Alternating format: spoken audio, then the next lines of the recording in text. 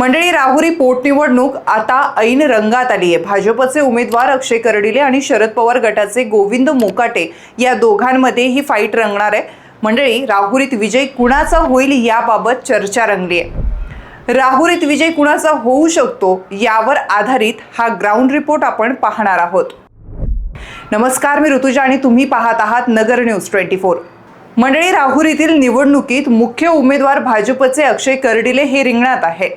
त्यांच्या विरोधात गोविंद मोकाटेंसह अन्य काही उमेदवार आहे। पण मंडळी, सध्या या निवडणुकीमध्ये अक्षय कर्डिले यांच्या विजयाची शक्यता वर्तवण्यात येते। मंडळी, जनता हुशार आहे। राज्यात आणि केंद्रात असणारी भाजपची सत्ता आणि त्यामुळे विकास निधीसाठी मोकळा असलेला मार्ग हे पाहता मतदार निर्णय घेत असतो।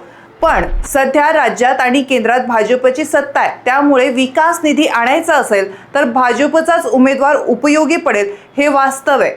मतदारांचा एक मोठा वर्ग विकासाच्या मुद्द्यावर मतदान करतो, त्यामुळे सत्ताधारी उमेदवारच विकास करू शकतो अशी भावना अनेक ठिकाणी दिसून येते। त्यामुळे अक्षय कर्डिलेंच्या विजयाची शक्यता वर्तवण्यात येते। मंडळी, आणखीन एक महत्त्वाचा मुद्दा म्हणजे अक्षय कर्डिले यांची इमेज तरुण, स्वच्छ आणि निष्कलंक अशी आहे। सध्याच्या राजकारणात तरुण नेतृत्वाला संधी देण्याचा ट्रेंड वाढतोय, याचा फायदा त्यांना मिळू शकतो। तुलनेत प्रतिस्पर्धी उमेदवारांच्या बाबतीत जनता अक्षय रावांचा विचार याबाबत करू शकते असं म्हटलं जात आहे।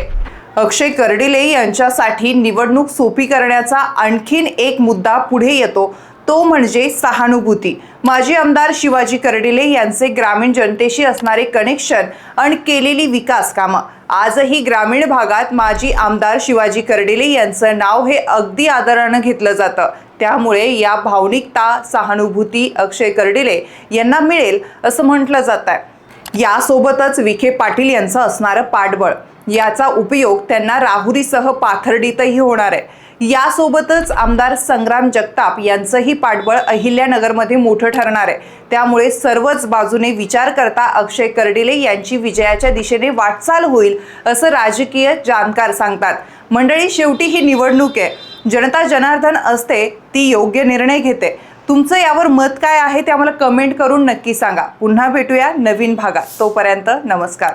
नवीन बातम्या आणि ताज्या घडामोडींसाठी आजच आपल्या चॅनलला सबस्क्राईब करा